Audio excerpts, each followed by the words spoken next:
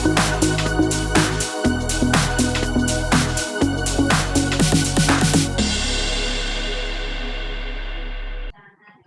teman-teman pejuang energi, selamat datang kembali di PVS Camp.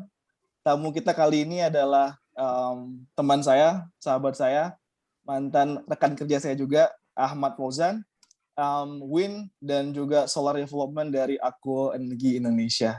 Wow. Halo Jan. Halo Mas Fidel, Mas Ardi Koto. Assalamualaikum, salam sehat semuanya. Oke, Thank you ya, salam sehat juga semuanya. Udah sempatin waktunya di minggu ini, Jan. Ya, kalau nggak ada platform ini juga biasanya kan kita nongkrong-nongkrong, ngobrol-ngobrol sampai malam. Udah biasa lah. Oke. Platformnya aja beda nih. Gue itu terus terang, gue itu sering jual nama lu, Jan. Kalau lagi ngobrol-ngobrol sama adik-adik junior. Normalisasi. Correct me if I'm wrong ya. Lu kan kuliah di UI Teknik Mesin, ya kan? Itu beasiswa kan? Beasiswa bidik misi. Benar. Terus lu ketua himpunan Teknik Mesin. Iya. Di semester 3. Terus lu juga atlet sepak bola di UI. Wow, ya kan? keren. Dan lu itu sehari-hari untuk jajan dan lain-lain lu les kan, ngajar bimbel ke orang-orang. Dan sebelum wisuda lu udah kerja di Solar. Kenapa lu?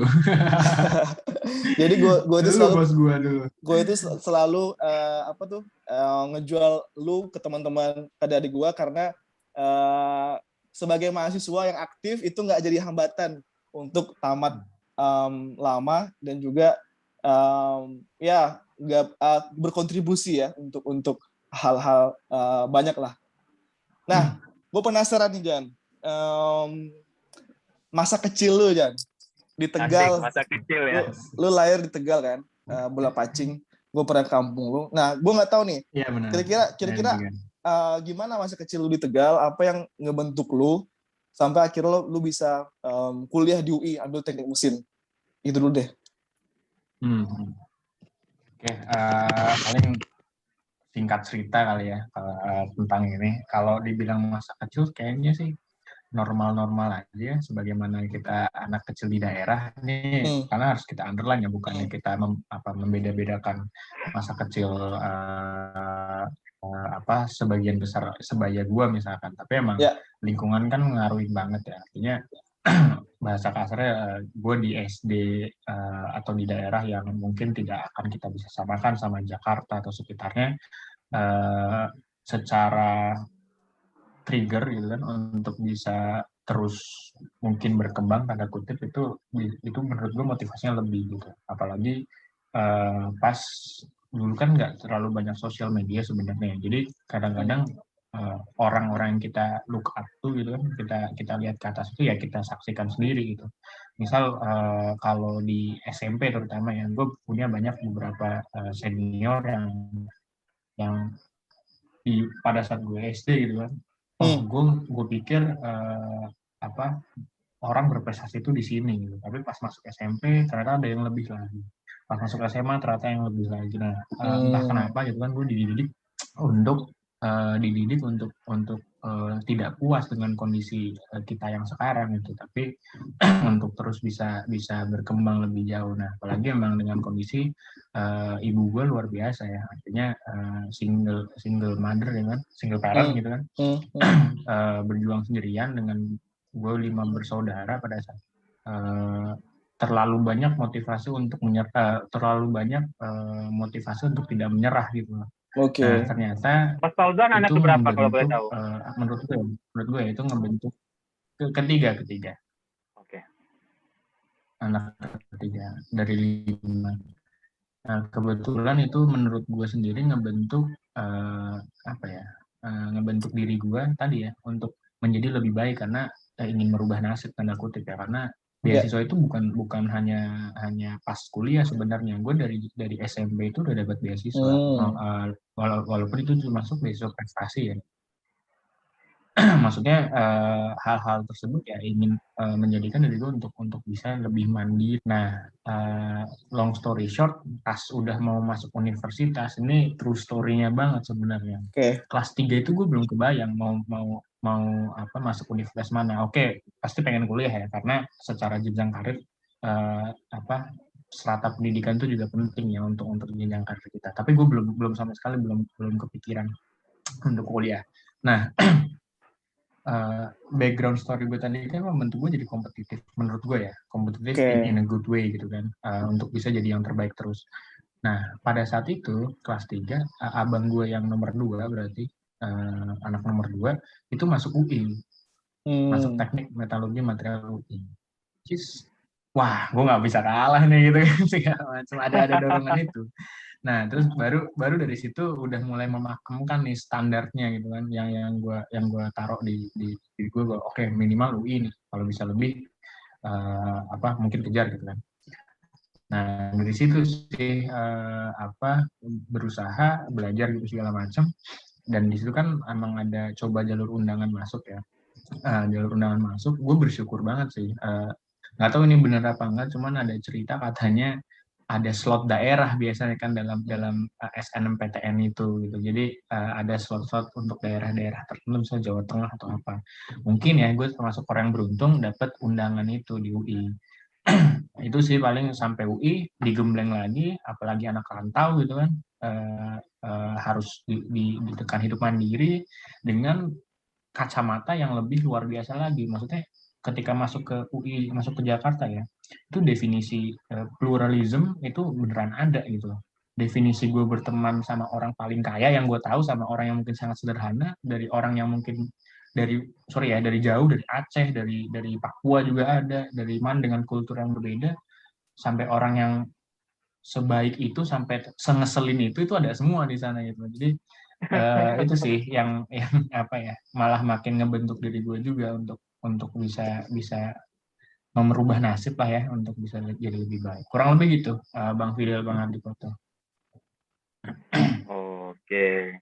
Itu Mas Fauzan, saya tertarik ini dengan, ya sebenarnya Mas Fauzan kalau dilihat dengan hasil yang sekarang, kalau dilihat dari story-nya, orang jadi nggak heran ya, karena memang perjuangan itu luar biasa. Mungkin beda dengan banyak orang yang ya memang aslinya mereka udah punya uang, kalau seandainya mau masuk universitas ya gampang lah. Kalau seandainya mau kursus pun dia ya gampang lah, tinggal cari guru dan segala macamnya. Nah, Mas Fauzan, ini kan ini saya yang tertariknya begini nih. Saya lihat Mas Fauzan di profil LinkedIn-nya itu dari teknik mesin ya. Tapi untuk sekarang bekerja di yang masih bersentuhan dengan energi terbarukan. Awalnya itu Mas Fauzan juga bekerja di solar energi ya. Itu kenapa Mas? Apakah mesin kedepannya trennya akan terintegrasi dengan energi terbarukan atau bagaimana ceritanya Mas? Saya ingin tahu itu, tertarik saya. Oke, kalau bicara soal itu sih sebenarnya juga banyak alumni teknik mesin ya yang sebenarnya udah berkecimpung di energi terbarukan. Kita bisa namain lah Managing Director Aku Energy, kebetulan alumni juga di situ, kita tahu. Pas itu gue juga udah tahu gitu kan. Itu ada di Aku Energy, dan masih banyak lagi sebenarnya. Cuman ini funny story juga sih sebenarnya. Jadi itu awal mulanya itu sebenarnya kan kerja praktik biasa lah, kita pasti ada kerja praktik kan.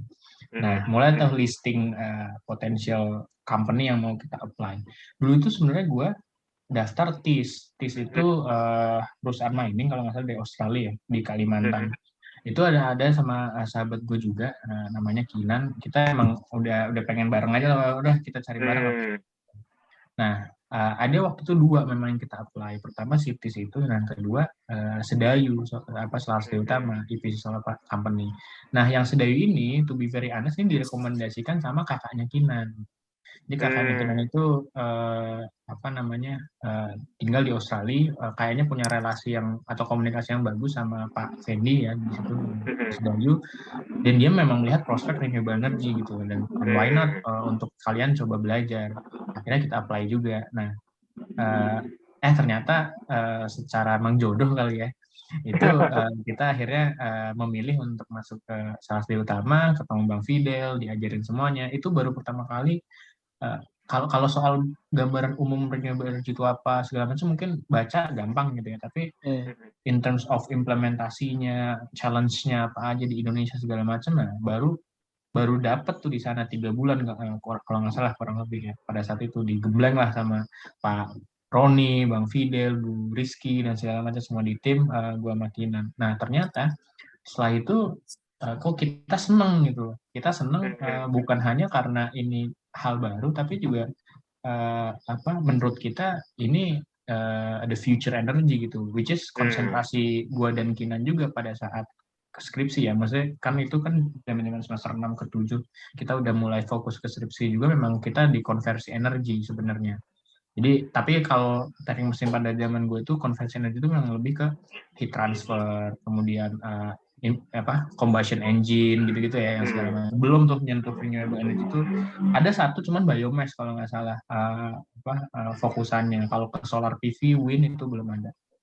Nah, udah dari situ kita rasa jalur kita tepat, dan ternyata sampai sekarang ini gua masih kerja di renewable energy, sekarang di Aku, bahkan Kinan sahabat gue tadi itu master di program Inno Energy di Swedia sama di Eindhoven, ngambil spesialisasinya juga renewable energy. Jadi emang kayaknya dipertemukan di Sedayu sama Bang Fidel ini jadi turning point karir nih dari 2018 loh.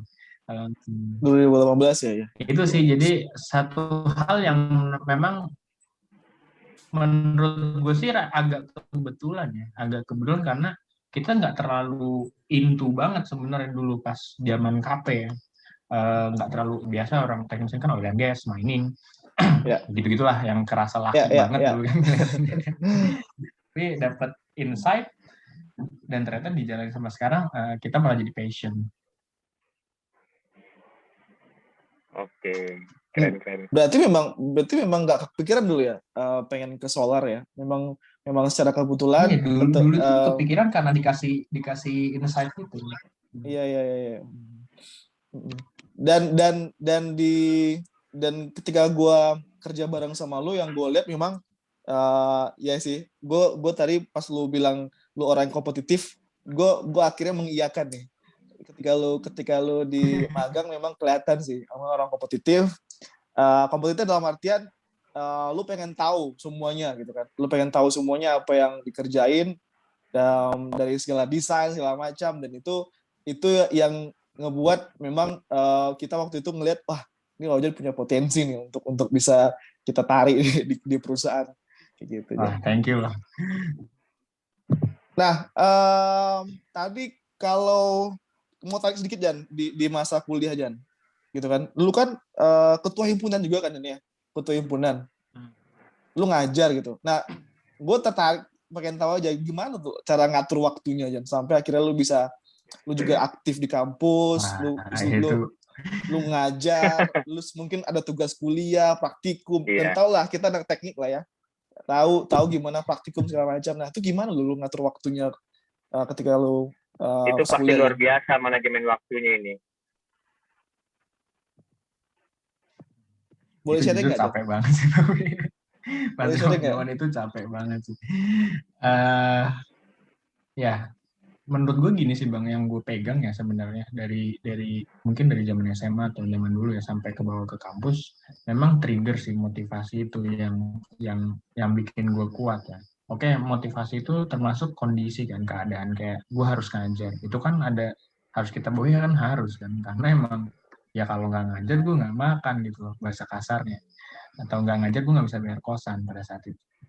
Nah itu hal yang memang sudah tidak bisa ditoleransi. Mau gue jadi ketua himpunan, mau gue nggak ngapa-ngapain, ya gue harus survive kan. Nah yang ketua himpunan ini menarik sebenarnya. Jadi tadi kan maksudnya gue tuh suka belajar dari siapapun, dan itu gue dari zaman mahasiswa baru kan sebenarnya, mulai banyak kenal, banyak ngobrol, dan culture mesin yang di UI yang gue terima, terutama di angkatan gue ya, memang kekeluarganya itu tinggi banget. Nah, bahkan gue ngajar nih pertama kali, gue dapet murid, itu tuh yang bantuin teman angkatan gue sendiri. Terus selama proses gue ngajar ada kendala atau apa terhadap belajar gue di kampus, itu teman-teman gue selalu bantu. Teman-teman angkatan gue selalu support. Nah, pada saat itu gue sadar bahwa bukan komunitas ya, perkumpulan mahasiswa mesin ini itu suatu hal yang menurut gue luar biasa kalau misalkan kita bisa ngembangin ya lebih jauh lagi, dan menurut gue ada satu motivasi besar untuk bisa bermanfaat juga bagi mereka yang selama 1,5 tahun lebih sebelum gue nyalon itu kan, selama 1,5 tahun lebih mereka udah ngelakuin apa aja untuk membantu gue gitu. Ada hal semacam itu yang ini mungkin orang kan kalau kadang ditanya kenapa ingin jadi ketua himpunan, kalau misalkan ditanya sama forum kan, ya karena saya ingin merubah organisasi menjadi segala macam. Menurut gue ya, bagi gue motivasi terbesar adalah karena gue ingin membayar mereka semua, membayar kebaikan mereka semua, apa ya, membayar semua hutang yang gue nggak bisa materialkan gitu loh, nggak bisa gue bayar gitu. Dan yang bisa gue lakukan hanya gue jadi ketua himpunan. Kan konteks ketua himpunan itu kan mewadahi aspirasi, mewadahi kebutuhan untuk bisa dideliver dalam konteksnya organisasi. Itu menurut gue pada saat 1 tahun gitu kan, mau gue ngajar, mau gue jadi ketua himpunan, dan gue juga kuliah, motivasi itu yang bikin kecapean tadi ya, keletihan secara fisik itu hilang ketika ngelihat teman gue yang dulu bantu gue terus seneng karena gue ngadain sebuah program yang cocok sama kebutuhan dia, atau gue ngebantuin teman-teman bengkel untuk berangkat lomba, karena gue ingat banget dulu gue kalau apa namanya ngajar nih minjem motornya dia mulu gitu. Hal yang seperti itu loh yang lebih masalah time management ya pada akhirnya kepaksa. Gue harus jujur banget kalau kondisi gue nggak seperti itu mungkin gue juga nggak akan bisa nge-push diri gue sampai di situ ya. Itu sih, jadi konsep apa ya, memang saling ingin membantu, saling ingin bermanfaat, ingin menebar kebaikan, itu konsep gue di himpunan sih yang gue terapkan, dan teman-teman juga saling respon. Itu sih kurang lebih Bang. Jadi kalau seandainya dari Mas Fauzan ini ada sebuah realita yang mungkin lebih dalam tanda kutip ya, mungkin kesengsaraan yang nyata ya. Mungkin orang kalau yang sekarang mungkin bikin buat pelatihan segala macam, ada dibuat kesengsaraan yang didesain gitu. Sebenarnya fungsinya sama juga sih, untuk membuat toleransi itu hampir bernilai nol dan membuat orang harus melakukan itu. Nah, Mas Fauzan, untuk kalau kita masuk di organisasi ya, mungkin ini mungkin teman-teman mahasiswa bakal ada yang nonton juga.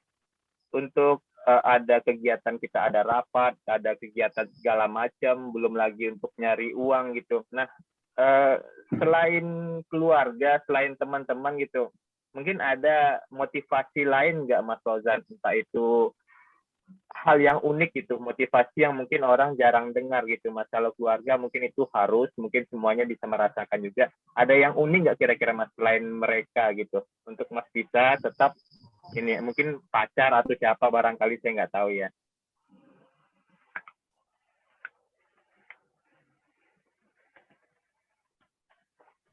Kalau gue pribadi ya Mas ya sebenarnya, ini suara gue kedengeran ya? Jelas. Ganteng kok.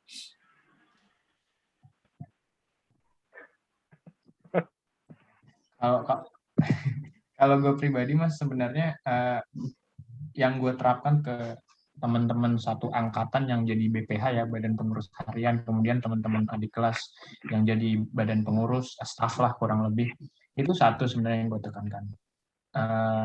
Pada saat pun mereka bilang ingin berorganisasi, di gue waktu itu ngebikin suatu gebrakan gitu kan, bahwa dulu itu himpunan itu kayak organisasi sukarela, which is orang tuh mau ikut itu ya ditarik lah apa ya, sukarela aja gitu loh, nggak ada motivasi untuk mereka masuk. Kadang maba dipaksa atau diwajibkan untuk ikut organisasi kan gitu kan, ada hal gitu.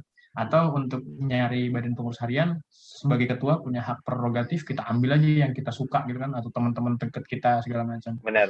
Menurut gue pada saat itu motivasi yang salah, karena tidak ada dorongan untuk mereka mau bertanggung jawab. Beda ketika gue buka gitu kan, gue buka yang mau jadi badan pengurus harian bidang kebendaraan, nih daftar, gue wawancara misalkan, atau warga wawancara, gue ajak senior yang dulunya kepala bidang ikut mewawancara mereka. Apakah itu hal yang mudah? Berat, karena mereka harus menyiapkan diri kan. Oh, gue mau nyiapin program apa untuk bendahara, gue mau membawa apa dalam presentasi nanti sama ketua terpilih dan juga senior.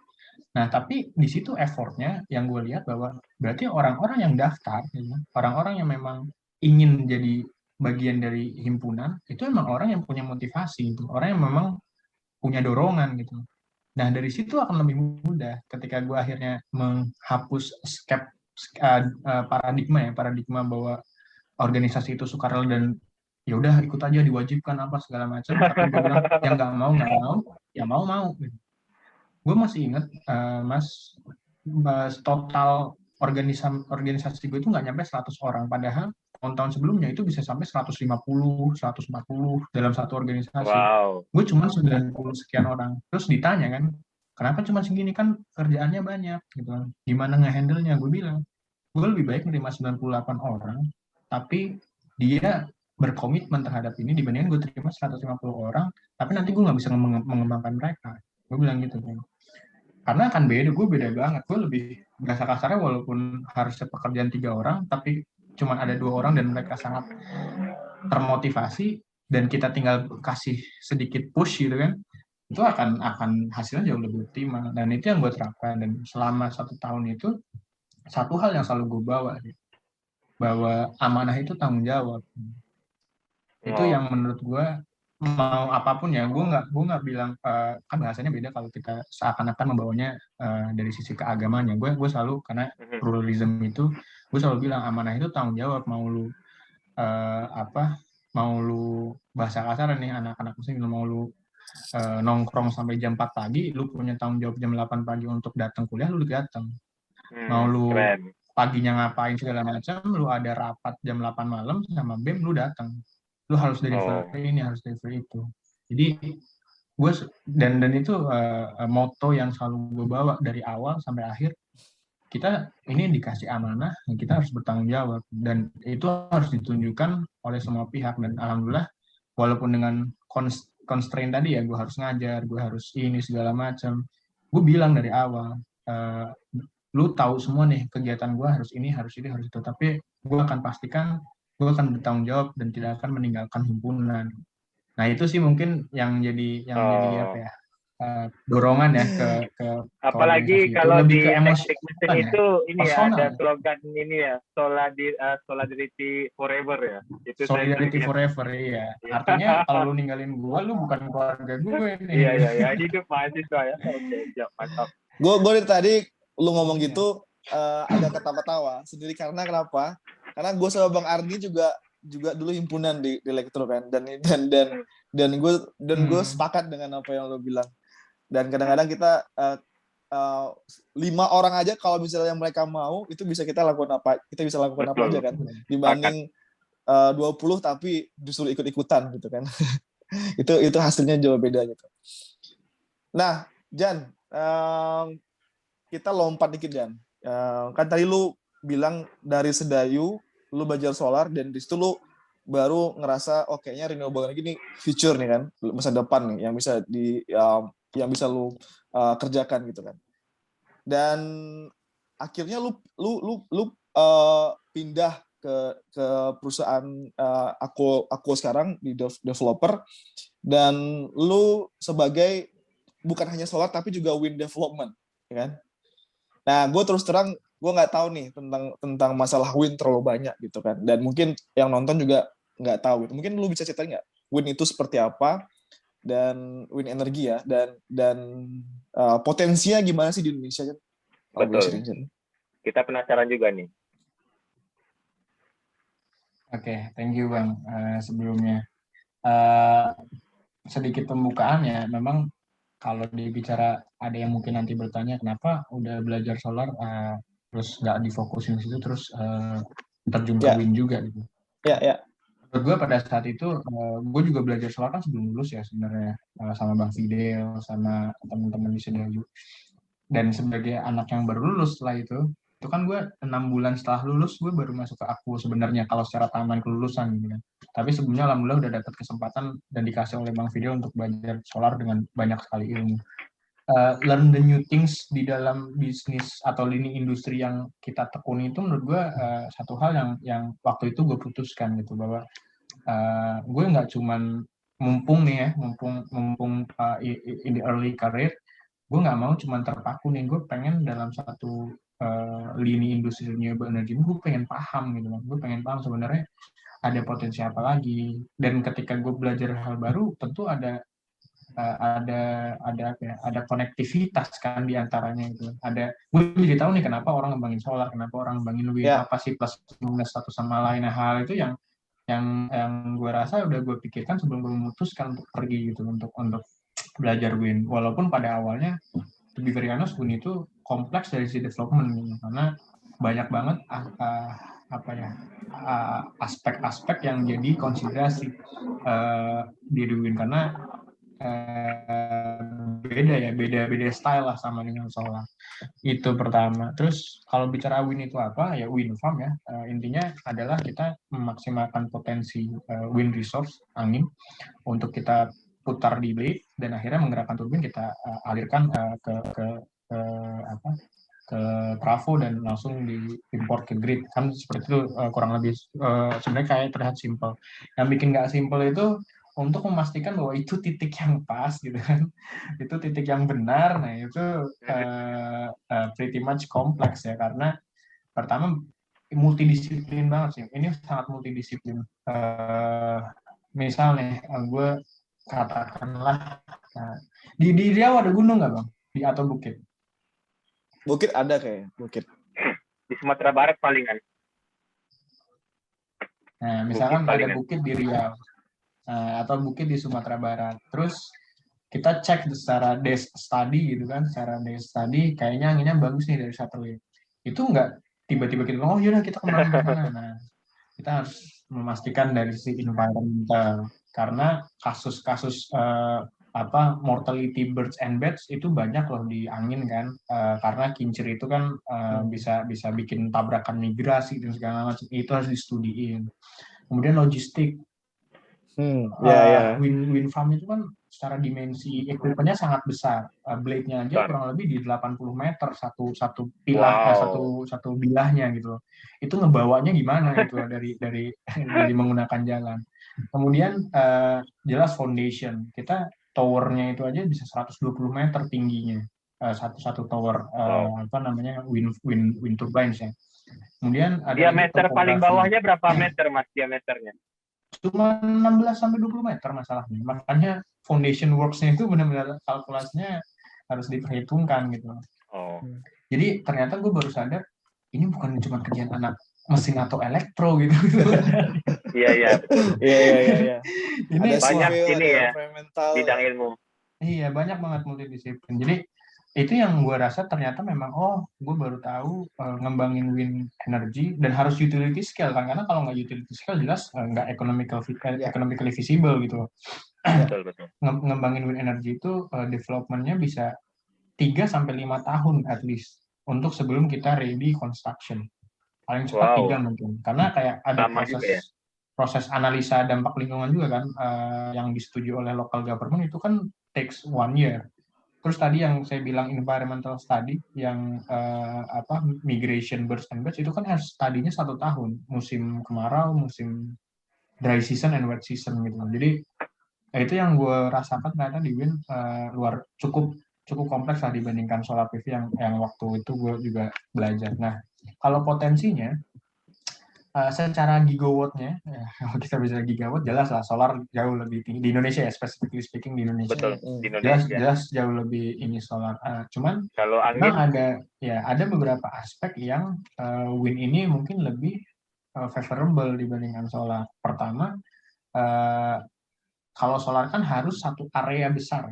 Let's say 50 megawatt solar PV, ya berarti kita harus membebasin satu area Berapa tuh Bang kira-kira? Mungkin 50 katakanlah hektar lah. kasar 50 hektar gitu. Ya. Beda Oke. dengan wind gitu. Kalau wind kan dia lebih fokus ke titik gitu kan. Ke titik. Jadi satu titik bisa generate sekarang di 6 megawatt yang kita kerjain gitu. Satu turbin Wow. bisa di 6 megawatt. Let's say kalau kita kembangin 10 aja itu udah 60 megawatt. Nah, selain titik itu yang harus kita perlukan hanya akses road, jalan, which is jalan itu juga bisa digunakan ketika itu nggak masuk ke internal ini kita ya, internal area kita, jalan itu juga sebenarnya kan bisa digunakan untuk masyarakat gitu, segala macam. Jadi dan area-area sebelahnya itu masih bisa digunakan. Maksudnya misalkan kita ada ngembangin di salah satu kawasan pertanian, ya mereka Ya. tetap bisa bertani gitu loh di area yang nggak ya ada jarak lah, cuman nggak yang terlalu jauh dari situ. Jadi kadang-kadang site specifically bisa lebih mungkin bisa lebih favorable menggunakan wind. Memang gitu kan secara potensi Indonesia itu tidak terlalu besar seperti negara Eropa yang subtropis. Paling Oke. kalau itu kalau nggak salah ada yang pernah meneliti sih, kalau nggak salah ya ada yang pernah meneliti berapa gigawatt, gue lupa deh, takutnya salah ngomong nanti ya, potensi wind onshore di Indonesia. Kita kalau bicara wind bisa Iya, onshore, bisa offshore nih. masih ada offshore lah ya. Itu Nah, masih kalau onshore kita kan. bicara offshore, beda lagi hitungannya nih. Oh, gitu ya. Oke. Gitu. Ini Mas Fauzan, saya sedikit ini pertanyaannya agak unik ya. Saya waktu zaman kuliah pernah belajar sedikit teori tentang wind energy ya. Nah, ada satu hal yang jadi dampak yang jeleknya kalau di sisi masyarakat. Kalau mungkin dibangun itu dekat dengan pemukiman penduduk. Dari sisi suara, Mas, mungkin kalau seandainya wind energy ini, apakah dari awal dia dibangun itu memang sudah mengeluarkan suara atau ada jangka beberapa tahun dia baru mengeluarkan suara yang mungkin mengganggu gitu untuk orang-orang sekitar?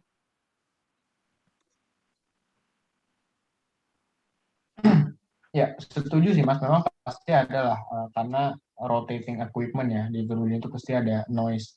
Dan itu sudah kita study, kita assess gitu. Jadi si AMDAL tadi itu yang saya bilang ada kan Ya. analisa dampak lingkungan. Itu salah satunya kita masukin studi noise dan shadow flicker. Jadi nggak cuma noise sebenarnya masalahnya. Shadow flicker juga kan turbin muter ya.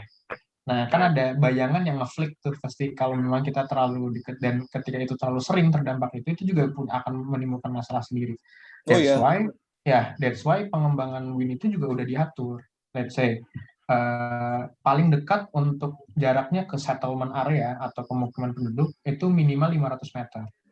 Radius ya. Jadi ya radius. Jadi selama kurang dari 500 meter seharusnya tidak boleh dibangun. Berdasarkan standar internasionalnya itu nggak akan bisa dibangun, atau standar IFC ya, kan ada IEC, ada IFC juga, dan juga biasanya kalau dari sisi analis lokal gitu kan, konsultan environment juga sudah mengkategorikan itu. Jadi kita nggak akan bangun kalau kita belum mengakses dan belum mendapatkan approval terkait dampak-dampak tadi, gitu. Dampak noise, dampak shadow flicker, kemudian dampak-dampak yang lain. Nah itu sih yang jadi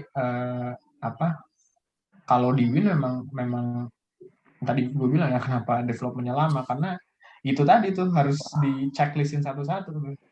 Menarik maksudnya gue lebih menarik itu menanti ini kapan nih bisa bangun lagi sama Jenny Ponto itu kan sebenarnya.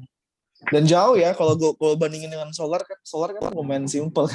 Kita ya studi ada lingkungan, tapi lingkungannya nggak terlalu AMDAL, tapi nggak terlalu yang kayak lu ceritain tentang wind tadi ya.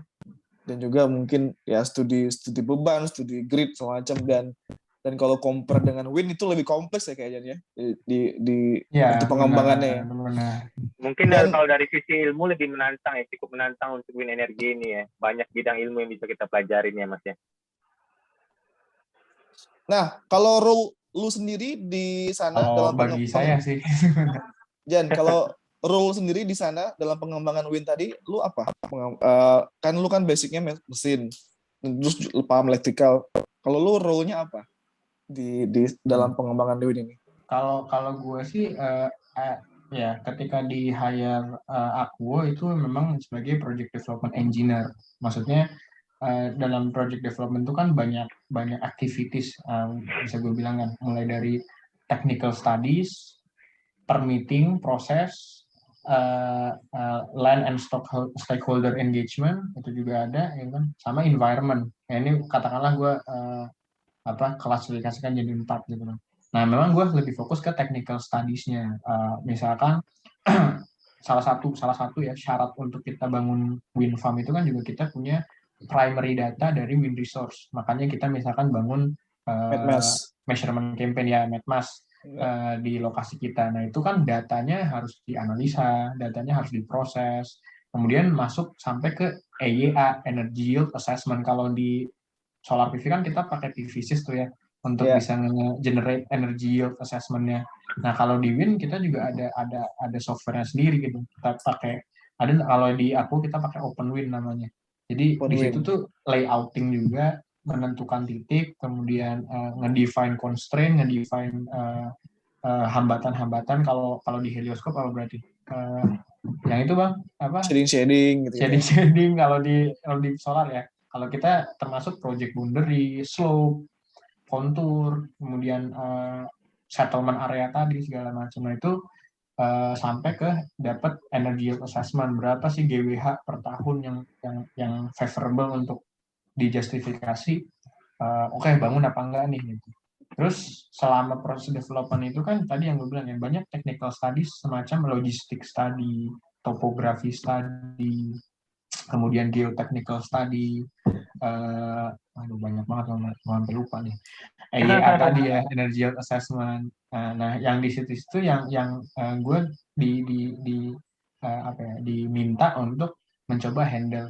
Apakah gue mengerjakan semuanya? Sebenarnya enggak juga, karena kita hire consultant juga untuk beberapa pekerjaan yang memang di luar capability kita. Contoh yang kayak logistic study itu ya kita hire logistic consultant. Contoh kalau mungkin tahu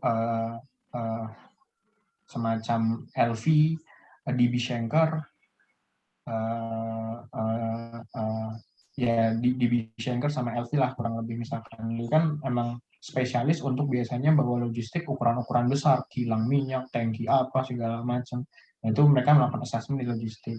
Topografi study biasanya konsultan-konsultan mapping areal mapping. Nah, itu dia biasanya bisa ngelakuin topografi study. Nah, tugas gue ya tadi menghandle eksekusinya plus memastikan gitu kan bahwa hasil studinya, kemudian metode studinya, dan itu tuh bisa acceptable gitu, resultnya. Nah, di luar itu fokus yang memang kita kerjakan sendiri, gue misalkan ya, tanda kutip dikerjakan sendiri lebih ke desain layouting, kemudian desain electrical juga bareng sama electrical engineer, karena pretty much udah kebayang kan karena belajar di solar PV juga. Kemudian equipment selection, kan ada list tuh, ada list wind turbine, ada GE, ada Vestas, ada Enercon dan segala macam. Nah, itu ditelaah lah bahasa kasarnya, datasheet-nya gitu kan. Mana yang kita kira paling bagus detail sekali ya. Lebih ke desain sih kalau gue pribadi ya, Bang. Kalau secara technical studies yang memang gue in charge banget, lebih ke desain. Sisanya gue handle, tapi biasanya di support oleh third party consultant. Oke. Waduh, ini kalau gue nih mungkin udah pusing nih kalau kalau belajar dari ini lagi. Nah, Jan, untuk wind ini sendiri, Jan, ini siapa tahu ya yang nonton ini juga pengen jadi wind engineer, Jan. Gimana ya? Lah ya? Iya, apakah berarti peluangnya masih besar ya untuk jadi wind engineer di Indonesia? Dan gue dengar juga wind engineer di Indonesia juga nggak terlalu banyak ya. Nah, yang kedua itu gue rasa benar sih, nggak terlalu banyak. Kita bisa berkaca soal company juga deh, company di Indonesia yang memang mengejar wind energy juga kan kayaknya bisa dihitung, nggak tahu ya, ini thinking outload aja, kayaknya juga bisa dihitung jari gitu. Let's say Akuo, Vena, UPC, Winlife misalkan, siapa lagi itu kan, maksudnya nggak Infunde misalkan gitu yang gue tahu. Artinya, dan ternyata kebanyakan juga mereka rely on kalau nggak expertise mereka di Europe ataupun konsultan, benar. Karena gue juga baru tahu gitu pas di Akuo banyak banget owners engineers consultant gitu yang nawarin nih pakai engineer gue aja gitu kan, nih pakai engineer gue aja itu banyak, dan itu rata-rata dari Europe, dari Thailand lah. Kalau di ASEAN itu biasanya Thailand yang paling banyak tuh wind engineer-nya. Gue ke konsultan EYA, Energy Assessment Consultant gitu kan, yang bankable, itu rata-rata semua engineer itu Thailand gitu. Mau beda perusahaan nih, mau di NVGL, mau UL, ataupun yang lain, itu renewable energy atau wind engineer itu biasanya orang Thailand. Jarang orang Indonesia, nggak ada Tapi bahkan bisa kayak bahasa Inggris kan mereka kan ya. ya gitu-gitulah. Pusing juga sih kalau pakai bahasa Thailand. Masalahnya ya nggak kita hire bang kalau misalkan yang nggak bisa bahasa Inggris. Betul. Maksudnya gue nggak pernah nemu, kan kayak di MVGL kan juga punya presence kan, punya perwakilan di Indonesia. Kemudian UL juga punya perwakilan di Indonesia, tapi sama sekali gue nggak pernah ketemu orang Indonesia yang jadi wind engineer gitu di sana. Gitu loh. Jadi kalau bicara apakah potensinya besar, misalkan kita melihat di RUPTL Ya. 2030 ke atas itu mulai banyak tuh wind BTW yang dikembangin. Ya sesuai RUPTL ya, let's say. 2030 Kalau nggak ke salah atas. gue itu 590-an megawatt. Benar. Maksudnya kalau pemainnya tadi gue cuma bisa sebutin 5, ya lu bisa bayangin artinya banyak banget nih market yang bisa, atau bukan banyak, apa ya, terbuka lebar gitu loh marketnya untuk lu bisa jadi spesialis di sana, dan pasti dicari gitu loh, pasti dicari. Nah, tinggal bagaimana wadah belajarnya, ini yang memang susah. Ya, gue nggak tahu ya, sebutin kalau misalkan teman-teman atau yang nonton nanti tahu, ada nggak sih jurusan yang khusus menghasilkan wind engineer misalkan. Gue nggak yakin di Indonesia ada. Nah ini yang Karena berat. lebih menarik matahari kayaknya ya. Iya, kadang. Nah matahari udah mulai banyak kan bang. Maksudnya kayak di teknik elektro juga udah mulai bahas solar PV kan kalau nggak salah. Iya, Karena betul. di UI juga, gue waktu itu nanya junior gue ada yang anak elektro juga bilang, ini udah masuk bang, udah gue belajar kok di kampus nih solar PV. Kalau di kita memang ada konsentrasi khusus itu energi terbarukan, memang itu kita memang ada. Nah kalau wind gue belum nemu nih sebenarnya. Wind energi ya. Cuman yang spesifik ngebahas detail gitu, gue rasa juga belum ada sih jadinya. Dan itu memang tantangan juga kayaknya kalau misalnya kita mau develop wind banyak tapi misalnya resource-nya nggak ada, itu jadi tantangan juga ya. Belum kalau misal gitu kan ada wacana tahun 2030 sekian misalkan Indonesia berani untuk ngedevelop offshore wind. Nah itu udah offshore wind, kalau kita bicara soal potensi offshore wind, bicara soal listriknya ya tinggal taruh aja pasti ngasih banyak gitu loh. Itu sih memang menurut saran gue ya buat teman-teman yang tertarik untuk wind, gue bisa bilang mungkin 2-3 tahun lagi itu bisa jadi apa ya, saran karir yang prospek, bukan hanya karena ada potensi yang cukup besar, tapi juga karena it's kind of special gitu loh, karena sampai dengan saat ini belum banyak wind engineer di Indonesia, belum banyak spesialis di wind di Indonesia. Jadi ketika makin banyak gitu kan, menurut gue ya, ketika makin banyak spesialis di sana, bisa jadi hitungan kemarin potensi cuma sekian megawatt, cuma sekian gigawatt, tapi ketika banyak orang spesialis kan akhirnya dikebuka lagi, lebih banyak studi lagi, lebih banyak assessment lagi, ngebuka lagi peluangnya lebih tambah besar.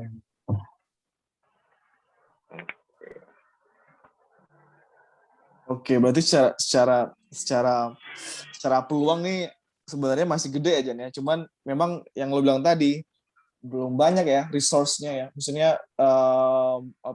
dari engineer, mungkin dari kuliahan yang spesifik wind juga belum ada ya. Dan mungkin ini bisa jadi saran juga ya buat orang-orang yang tertarik mungkin buat studi untuk khusus wind. Karena gue kalau lu jadi wind engineer, kalau gue dengar tadi yang lu jelasin, kayaknya lu dapat ilmu banyak deh ya. Lah, maksudnya pandangannya lebih luas, nggak hanya elektrikal, tapi juga tadi sipil, lingkungan, yang lain sipil, dan juga ya yang tadi ya masalah shadow dan lain-lain ya. Itu jadinya lebih kompleks ya sebenarnya kalau misalnya belajar wind ya dibanding yang lain. Jadi dosen aja kita. Ngajarin.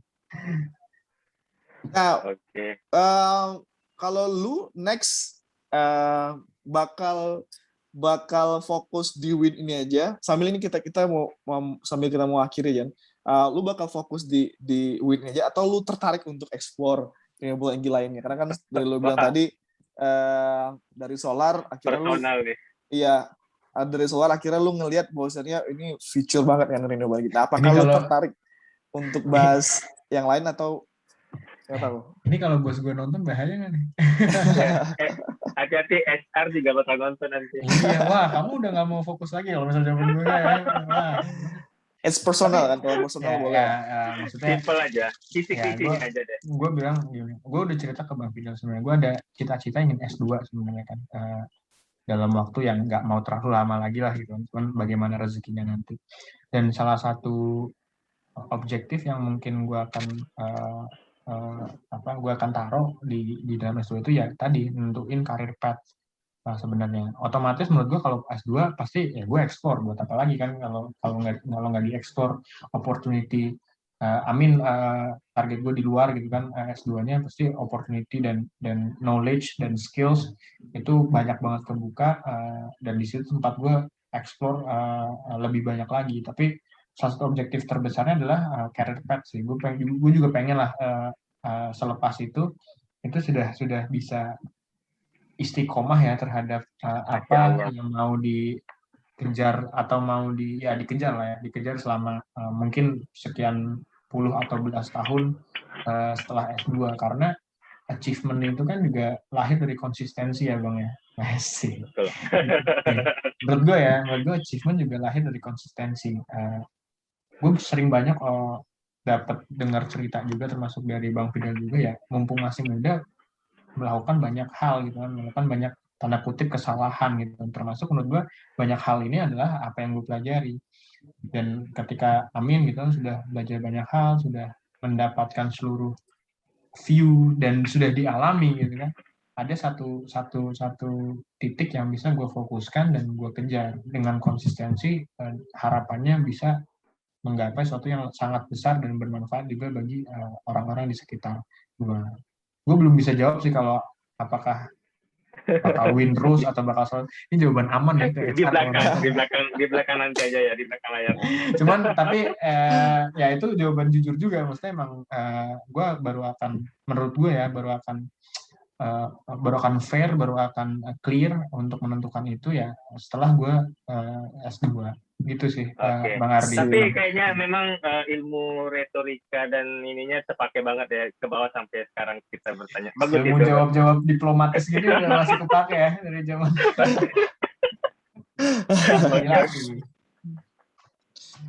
Jan, sebelum kita tutup Jan, gue mau tanya, apakah kerja di renewable energy itu bisa menghasilkan penghasilan yang bagus? Ini buat teman-teman. Iyalah, gila lu. Dan ini bakal jadi tren ya, tren green jobs ke depan ini bakal jadi tren.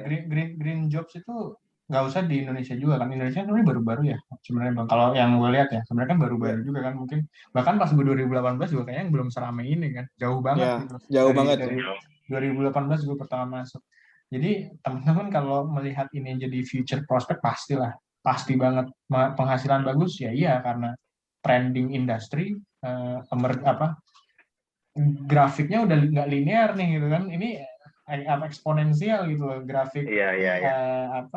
Bisnisnya juga, grafik job opportunity-nya juga eksponensial, jadi nggak usah takut ini tidak menghasilkan penghasilan yang bagus, tapi tetap bersyukur atau enggak gitu. Masya Allah. Oke, Mas Fauzan ini saya mau nanya. Mas Fauzan kan jago nih bikin orang semangat nih, mungkin bisa menyemangati anggotanya dulu. Mungkin kita minta inilah penutupan atau closing statement dari Mas Fauzan untuk teman-teman kita, bisa posisikan untuk teman-teman mahasiswa lah pada khususnya, mungkin pada umumnya bisa bebas sih sebenarnya. Intinya kita mau anak-anak mahasiswa dengar yang hal seperti ini. Oke, mungkin ada sedikit ya Bang, karena ini baru gue alami juga beberapa bulan yang lalu. Gue baru sadar gitu kan, pada saat gue zaman dulu, gue nggak tahu kalau mahasiswa sekarang, banyak mahasiswa itu takut salah dari semua hal. Sesimpel dosen nanya kita nggak mau angkat tangan, sesimpel ada forum kita punya pendapat sebenarnya, tapi kita nggak berani karena takut tidak sesuai sama mayoritas pandangan dari forum-forum tersebut, terus akhirnya kita memilih diam. Banyak banget mahasiswa dan bahkan ke bawah menurut gue ya, sampai ke as a fresh graduate lah. Kalau misalkan banyak fresh graduate baru kerja, mungkin juga relate sama ini. Mungkin teman-teman pertama awal kerja nggak akan seinisiatif, seaktif yang mungkin akan kalian lakukan setahun, 2 tahun setelah kalian masuk kerja. Nah, yang gue hadapi beberapa bulan lalu, ya gue kan manusia pasti masih salah. Gue ngobrol sama orang bahwa ada satu hal yang perlu dipegang. Salah itu tuh sama sekali nggak apa-apa. Salah itu bukan sebuah aib. Tapi masalahnya ada dua. Kita berani atau nggak melakukan sesuatu, dan ketika pun salah, kita berani nggak mengakui itu. Kadang kita denial. Kita kadang nggak mau mengakui bahwa itu salah, dan pada akhirnya tidak membuat itu sebagai pelajaran. Tapi ketika kita berani untuk mengakui bahwa itu salah, dan akhirnya belajar dari situ, menurut gue jadi orang yang 2 kali lebih baik setelah efektif untuk diri sendiri ya, nggak boleh terlalu banyak defense ya. Benar, karena ya denial defense itu kan kadang karena kita nggak mau terlihat lemah atau rendah karena salah kan di depan orang lain. Karena harga diri lah ya. Benar, itu pasti Bang Ardi, Bang Fidel ketemu orang-orang kayak gitu kan, pasti saya yakin di dunia kerja apalagi. Pasti nggak mau dia terlihat, apalagi di dunia kerja kan, karena nggak pengen terlihat kesalahan itu kan membuat seakan-akan dia performanya mungkin tidak bagus gitu kan. Iya, betul. Tidak belajar sama sekali sih sebenarnya. Tidak belajar sama sekali ya. Gue belajar itu bahwa salah itu nggak apa-apa, yang penting kalau memang salah kita akui, dan ketika sudah diakui itu otomatis kita pasti belajar untuk tidak mengulangi lagi, dan bisa 2-3 kali jauh lebih baik setelah itu. Itu yang bisa mungkin sedikit buat teman-teman mahasiswa. Hidup teknik mesin. Hidup sampai forever. Waduh. Kita udah cover banyak nih, Jan. Tadi kita udah bahas tentang masa kecil lo di Tegal, terus perkuliahan lo sampai pekerjaan yang bisa ngebuat lo masuk ke solar, ke wind, dan banyak kayak insight-insight yang gue juga baru tahu sekarang, walaupun kita ada teman lama, dan gue kurang deket nih kita nih. banyak yang gue masih pada standpoint yang sama. Gue salut sama lo. Gue terus terang salut sama lo, dan kita butuh anak-anak muda yang punya motivasi yang kuat, yang motivasi itu bisa bermanfaat untuk orang banyak ya. Nah, paling ini nih buat teman-teman yang lain nih. Satu nih, cari mentor. Bang Fidel tuh mentor pertama gue, dan sampai sekarang mentor. Gue ada apa? Karena ya belajar itu kan, gue setuju sih sama Bang Fidel. Belajar itu dari siapa aja ya, maksudnya age is just number gitu. Walaupun gue sama Bang Fidel nggak satu kampus itu kan, nggak sebaya misalkan, ya gue belajar sama dia gitu. Dan gue pun punya gue pun punya junior yang gue belajar sama dia gitu loh. Bukan hanya soal apapun, karena experience kita kan punya value gitu. Gue kalau nanti insya Allah amin kita harus kopdar nih Bang Ardi, ngobrol banyak sama Bang Ardi, pasti akan banyak belajar sama Bang Ardi. Jadi itu sih, cari mentor, belajar sebanyak mungkin sama orang dari value-nya masing-masing juga menurut gue penting. Wow, luar biasa. Kita terima kasih sekali ini Fauzan, banyak yang bisa didapat malam ini. Ini sangat bermanfaat kalau bisa ditonton oleh banyak mahasiswa ini. Rugi kalau nggak ditonton. Ya, tadi kan rencananya kita ngebahas mau solar, mau wind, tapi juga ada hal-hal lain yang kayaknya itu juga lebih penting ya sebelum kita teman-teman di sini masuk ke industri yang lagi. Itu teknis Jan, lah ya Bang ya. Itu teknis. Thank you banget ya Jan, waktunya Jan. Terima kasih Fauzan. Dan ya teman-teman, berikut ngobrol kita dengan Ahmad Fauzan, wind dan solar engineer dari Aku Energi Indonesia. Ya, solidarity forever. Oke, thank you Bang Fidel atas kesempatannya. Pamit. Assalamualaikum. Waalaikumsalam.